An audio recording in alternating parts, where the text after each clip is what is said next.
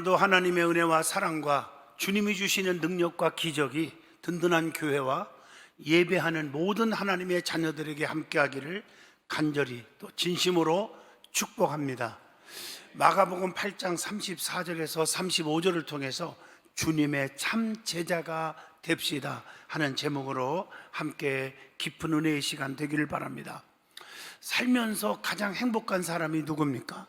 사랑을 다 주고도 더 주지 못해서 늘 안타까운 마음을 가진 사람이라고 말합니다. 살면서 가장 축복받는 사람은 누구입니까?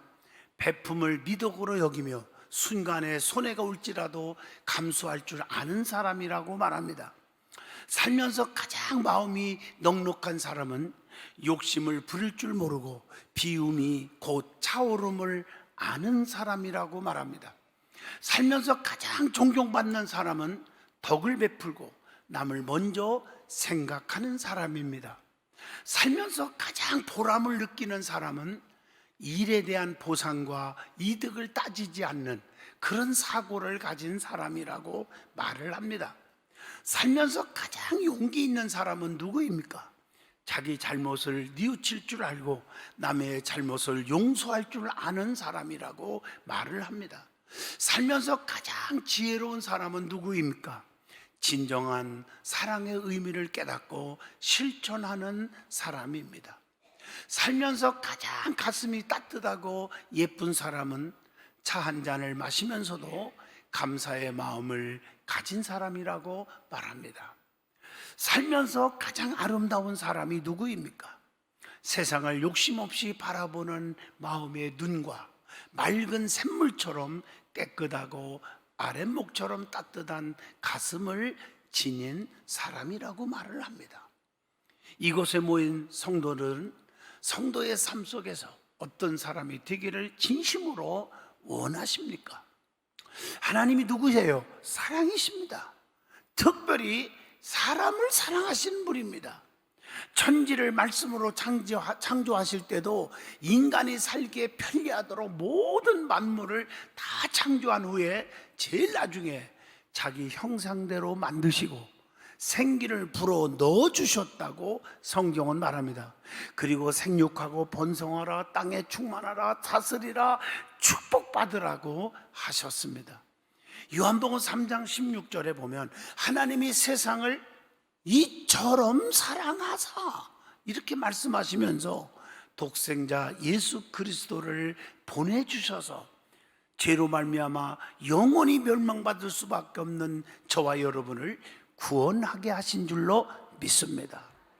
인간이 죄악으로 타락되어 멸망받을 수밖에 없는데 그 구원이 하나님의 손에 달려있기 때문에 인간을 구원하기 위하여 하나님이 필요하신 사람들을 부르실 때가 많습니다.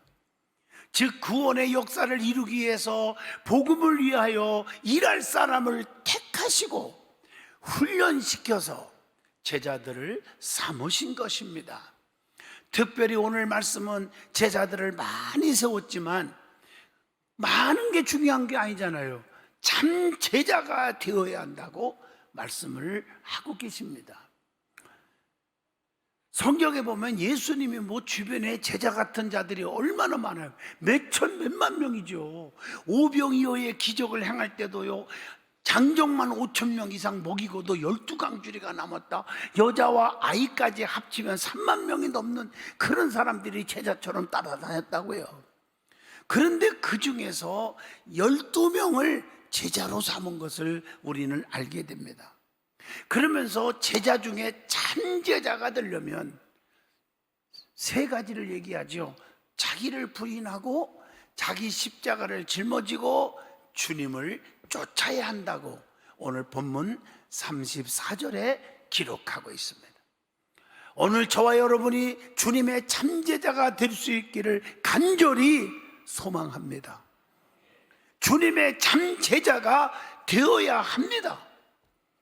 오늘 본문 마가복음 8장 34절입니다.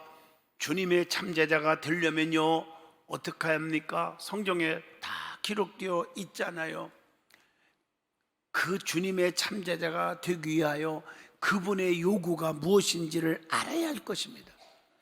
그것은 자기를 부인하고 자기 십자가를 지고 나를 쫓아야 한다고 주님이 말씀하고 계십니다. 자, 성경을 읽어보면 항상 양면성이 있어 구분되어 있어요. 교인의 종류도 똑같은 것 같아도 양면으로 나눠지고 있습니다. 알곡이 있으면, 열매가 있으면 가라지가 있고 쭉정이가 있다고 마태복음 3장 12절에 말씀합니다. 또 마태복음 13장 30절에도 교훈하고 있습니다.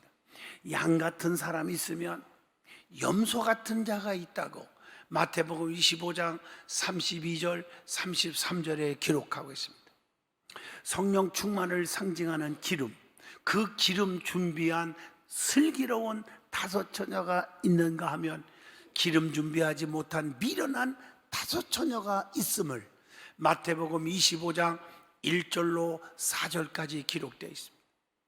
교회 안에도 예배를 드리러 오는 자가 있는가 하면 예배를 습관적으로 보러 오는 자가 있어요. 그래서 요한복음 4장 23절로 24절에 신령과 진정으로 예배하는 자를 하나님은 찾는다고 말씀하고 계십니다.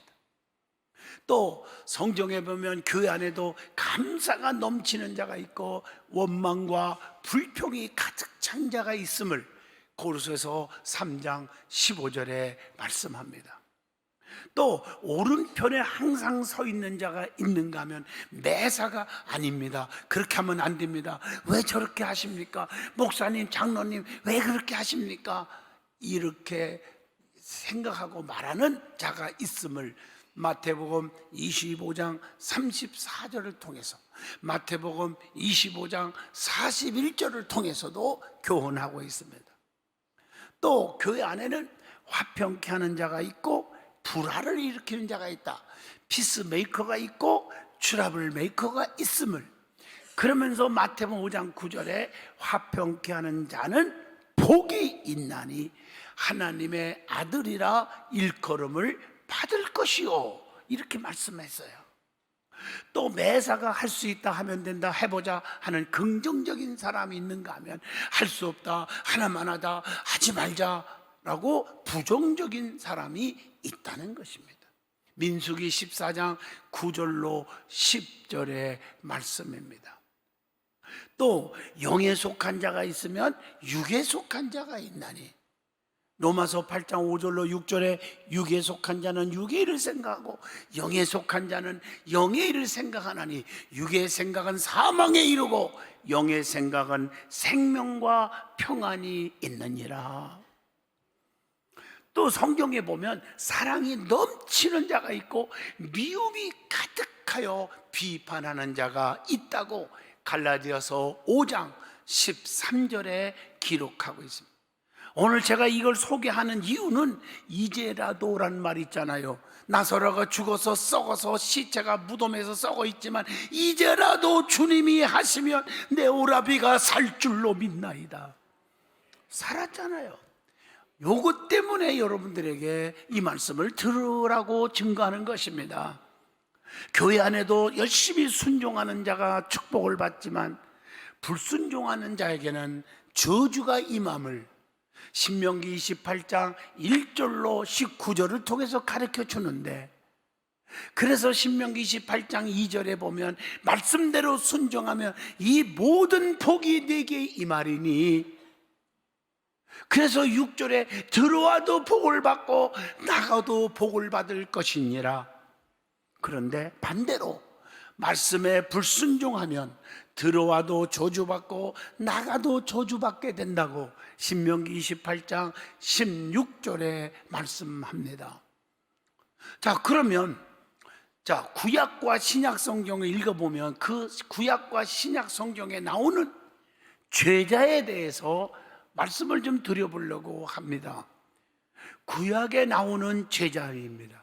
구약 성경을 읽어보면 죄자라는 단어가 꼭 두 곳에서 나옵니다. 하나는 역대상 25장 8절에 보면 큰 자나 작은 자나 스승이나 죄자를 막론하고 이렇게 나와요.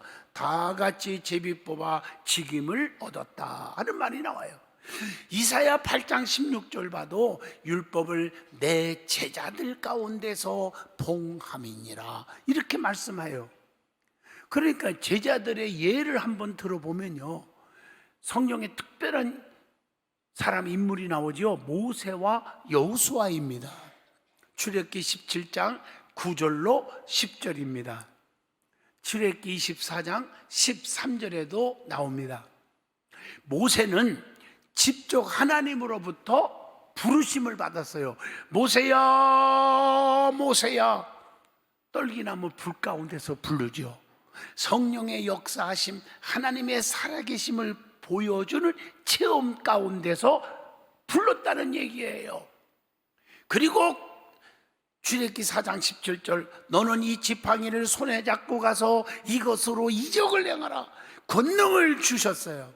그리고 강한 손으로 애굽에서 자기 백성을 구원코자 불러주셨다고 출애굽기 32장 11절에도 말씀을 줍니다. 출애굽기 3장 10절에도 부르심에 대한 말씀이 기록되어 있습니다. 그런데 모세의 제자 여호수아는 하나님의 뜻에 따라서 모세를 돕고자 헬퍼가 되라고 불러주셨다는 거예요. 그게 출애굽기 32장 17절로 18절입니다. 여러분, 모세나 제자 여호수아나 엄밀히 따지면은 하나님께 영광입니다. 하나님의 영광 받으시려고 불러주신 거예요. 그러니까 여호수아는 모세의 뒤를 이어서 열심히 사명을 감당한 거 아닙니까? 그래서 그 이후에 모세의 후계자로 지명을 받게 되는 거예요. 민수기 27장 18절로 20절입니다. 모세가 여호수아를 지켜본 거예요. 제자로서 주의 종 모세를 절절절절 따라다니면서 그 기적과 권세와 그 메시지 전하는 그걸 다 경험한 다음에 그가 체험된 거예요. 그래서 제자 여호수아를 모세가 자기 후계자로 세운 거예요. 세우시는 일은 모세가 한 것 같아도 엄밀히 따지면 전능하신 하나님이 세워주신 줄로 믿습니다. 그 밑에서 훈련을 길게 받게 하시고 세워졌어요. 또 하나 인물이 나오죠. 엘리야와 선지자의 생도들이라고 나옵니다. 그게 열왕기상 19장 18절입니다. 우상 숭배가 심각할 때 하나님 중심으로 우상 앞에 절하지 아니하고 믿음 지켰던 자들 철저하게 사명을 감당했습니다. 또 하나 엘리야와 엘리사라는 제자가 나옵니다. 열왕기상 19장 19절로 21절입니다. 또 열왕기하 2장에 보면 길갈에서 베델로, 베델에서 여리고로, 여리고에서 요단강으로 이렇게 끝까지 스승 엘리야를 엘리사가 발바닥에 피가 나고 부르트도록 쫓아갑니다. 내가 죽으면 죽었지 내가 당신 곁을 떠나지 않겠나이다. 오늘날 이런 제자들이 많아지기를 주의 이름으로 축복합니다. 엘리야는 권능의 두루마기를 받고 악의 세력과 싸워서 하나님의 살아계심을 보여준 하나님의 제자 중에 제자가 엘리야입니다. 열왕기상 18장 36절로 40절입니다. 엘리사는요, 엘리야는 엘리사를 그래서 후계자로 제자로 삼았다고 열왕기상 19장 15절로 16절에 기록되어 있습니다. 이렇게 훈련을 쌓고 스승을 따르게 하고 하나님을 섬기게 했던 제자들이 더 강하게 쓰임받은 줄로 믿습니다. 또 신약에 나오는 제자들 얘기가 또 나오죠. 그 중에 대표적인 인물이 예수님의 12제자입니다. 마가복음 3장 16절로 19절, 또 마태복음 10장 2절로 4절이나 누가복음 6장 14절로 16절, 사도행전 1장 13절에도 기록되어 있어요. 12제자들 다 알잖아요. 시몬 베드로, 세베대의 아들 야고보와 요한, 안드레, 빌립, 바돌로메, 마태, 도마, 알페오의 아들 야고보, 다데오, 또 가나안 사람 시몬, 하나 빠졌죠. 누구요? 이름도 거론하기 싫은데 가룟 유다 12명이에요. 그런데 가룟 유다가 예수님을 배신했죠. 그래서 비참하게 죽었죠. 버림받았죠. 그러니까 하나가 빠지니까 예수님은 12명을 채워야 되겠거든요. 그래서 결혼이 생겼는데 사도행전 1장 2절로 26절 보시면 나옵니다. 누구를? 마띠아를 추가로 세워줬으니 여러분의 이름이 제자의 이름에서 빠지지 않기를 진심으로 축복합니다. 다른 사람과 교체되지 않기를 진심으로 축복합니다. 나는 이걸 깨달았어요.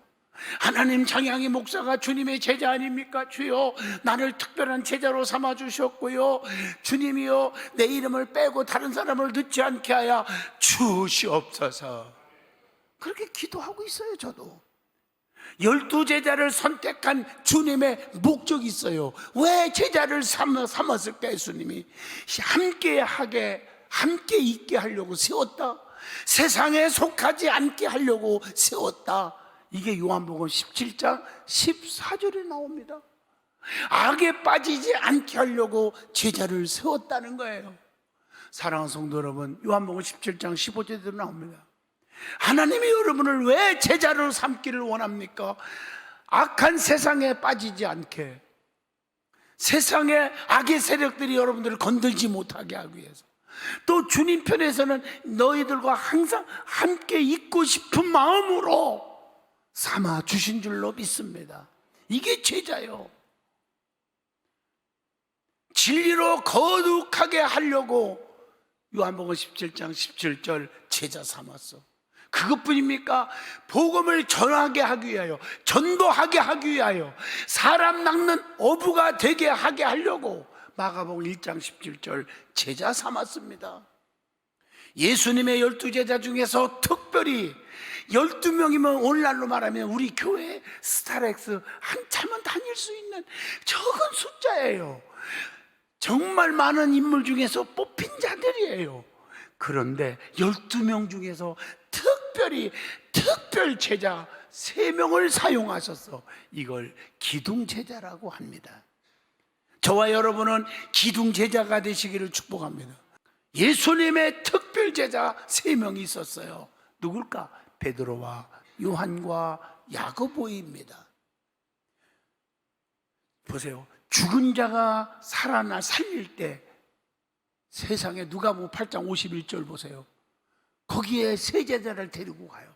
중요한 일이 있을 때, 겟셋마네 동산에서 땀방울이 변하여 핏방울 딛게 기도할 때도 마가복음 14장 33절로 34절 베드로와 요한과 야고보를 데리고 갔다, 이렇게 나와요. 또 변화산상에 성령의 역사할 때 함께한 제자가 세 제자 베드로와 요한과 야고보, 마가복음 9장 2절에 기록되어 있습니다. 여러분은 기둥 제자가 되시기를 축복합니다. 모든 면에서. 그러면 주님의 참 제자의 자격이 있어요. 아무거나 참 제자가 되는 게 아니에요. 여러분, 거짓이 있으니까 참이란 말이 나오지 않겠어요? 맞죠? 위선이라는 사람이 있기 때문에 진실이라는 단어가 사용되지 않겠어요? 가짜가 있기 때문에 진짜가 있는 거 아니에요? 제자 중에서도 말로는 제자인데 제자가 아닌 자가 있기에 참 제자가 되는 자격을 얘기하고 있어요. 첫째, 자기를 부인해야 한다, 이렇게 나와요. 오늘 본문 마가복음 8장 34절입니다. 자기를 부인하는 자만이 주님의 제자가 될 수 있다는 것. 그래서 육신대로 살 것이 아니라 영으로 몸의 행실을 죽이면 살리라. 이게 로마서 8장 13절입니다. 육신의 생각은 누구와 원수가 된다? 하나님과 원수가 된다고 로마서 8장 7절에 말씀합니다. 그래서 겸손한 자에게 하나님의 은혜가 임할 거라고 야고보서 4장 6절에 말씀합니다. 그래서 우리의 참제자는 위의 것을 생각하고 땅의 것을 생각하지 말라고 했어요. 돈 버는 것도 중요하고 명예와 권세를 차지하는 것도 중요하지만 위의 것을 찾는, 위의 것이 더 귀함을 생각하는 믿음의 성도가 되시기를 축복합니다. 두 번째 자격은 자기 십자가를 져야 한다고 오늘 본문 34절에 말합니다. 여러분, 십자가를 질 수 있어야 된다. 자기 십자가. 왜냐? 십자가는 세상을 이기는 능력이에요. 고린도전서 1장 18절에 나와요. 내가 아무리 환난, 고난, 누명을 쓰고 억울한 일을 당하고 힘든 일이 있어도 참아야 돼. 왜? 십자가를 생각하면 내가 당하는 것은 아무것도 아니거든요. 그래서 십자가는 세상을, 환난을, 유혹을, 핍박을 이기는 영적인 능력이 되면이라. 그래서 힘들 때마다 십자가 단단히 붙잡고 날마다 뭐 하며 나갑니까? 이기며 나가세 그러는 거예요. 어떤 성도가 저한테 와서 펑펑 울면서요, 목사님 왜 그래요? 했더니 아무 얘기 안 하고 십자가 튼튼히 붙잡고 이러는 거예요. 오, 십자가 졌군요. 어떻게 졌는데요? 세상에 남편이 밥 차려달라고 했는데 안 차려줬어요. 그래서 내가 겉으로는 내가 뭐라 할 수는 없고 그냥 참아요 그랬지만 속으로는 잘 터졌다, 내가 그랬어요. 그 십자가가 아니에요. 지가 잘못한 거지. 예수님 때문에 핍박을 당하면 그게 십자가예요. 교회 갔다 왔다고 오단협책으로 맞았어, 그 십자가예요. 11조 했다고 남편한테 터졌어, 그게 십자가란 말이에요. 십자가를 질 수 있기를 축복합니다. 그리고 십자가는 자기에게 맡겨진 사명, 직분을 버리지 말고 주님을 쫓아야 된다는 의미가 있어요. 누가복음 9장 2절입니다. 그리고 십자가는 예수님 때문에 당하는 어려움들, 환난들을, 이게 십자가니까 디모데후서 3장 12절, 그거 다 인내하고 살아야 됩니다. 제자의 사명감이 중요하지 않겠어요? 사명감. 주님께 헌신하는 자는 열정이 있어야 돼요. 사도행전 20장 24절, 열정이 중요해요. 제가 이렇게 보면 신앙생활도 열정 있는 자가 능력받고 하나님의 은총을 받아요. 사회생활도 마찬가지예요. 열정 있는 사람들이 사람들 앞에 인정받고 막 진급도 하고 막 축복 속에 살아요.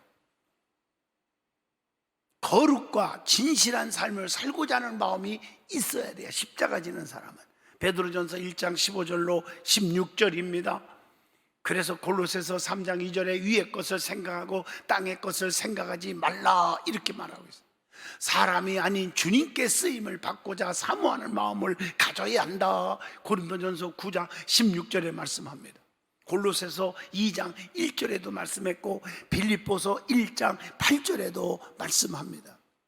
주님의 참제자의 자격 세 번째, 주님만 쫓아야 합니다. 사람을 좋게 하랴, 주님을 좋게 하랴, 주님을 기쁘게 하는 자가 돼야 돼요. 제자는 부르신 자만을 따라야 합니다. 여러분, 세상에도 마찬가지예요. 여러분, 회사 사장이, 대표가 여러분을 불러서 사원으로 썼어, 과장으로 썼어. 그러면 여러분 다른 회사의 사장 말 들어야 됩니까? 자기를 불러준 사장 말을 듣는 게 기본 인간다운 인간입니다. 교회에서도 하나님이 불렀지만 주회종이 여러분을 일하라고 각 포지션을 맡겨서 사명을 줬고 제자다운 제자가 되라고 했는데 그 따라야 되지 않겠습니까? 그게 인격적 신앙이라고 말합니다. 그래서 따르는데 어떻게 주님을 따라야 되느냐? 끝까지 따라야 한다. 끝까지. 누가복음 22장 33절이에요. 한번 따라가면 되돌아서지 말아야 돼.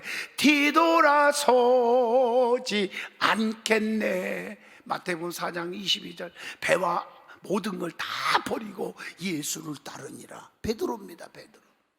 세상의 영광을 생각하지 말란 말이에요. 이것저것 계산하면요 절대 못 따라갑니다.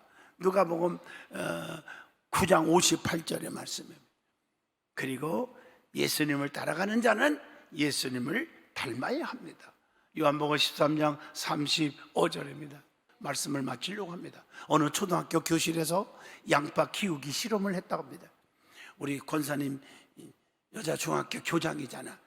한번 해봐 이 말 듣고 3개의 양파 중에 한 양파에는 매일 사랑한다, 그런 말로가 칭찬을 했고요. 한 양파에게는 미워한다, 욕을 하는 말로 부정적 이야기를 했대요. 나머지 하나에게는, 양파에게는 관심조차 전혀 안 줬대요.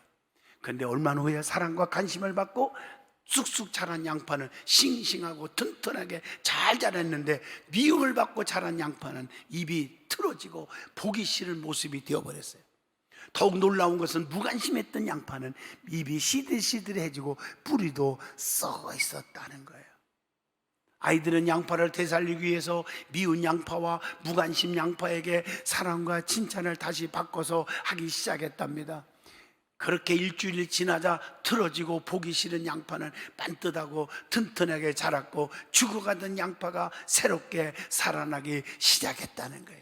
이 양파 실험으로 아이들은 사랑하는 마음이 얼마나 중요한가를 알게 해줬다는 얘기입니다. 어떤 아픔과 장애도 사랑하는 마음으로 모두가 치유된다는 놀라운 법칙을 배울 수 있게 되었다는 것입니다. 맞습니다. 무엇보다도 사랑과 관심을 갖는 것이 너무 중요하다는 것을 알아야 합니다. 우리 하나님의 백성들은 우리 주변의 가족과 이웃에게 무관심하게 했던 것은 없는지 돌아보시고, 상처가 있는 사람이 있다면 사랑과 관심으로 치유하며 항상 격려와 칭찬으로 살아갈 수 있도록 기도하는 참된 사랑의 제자가 되시기를 축복합니다.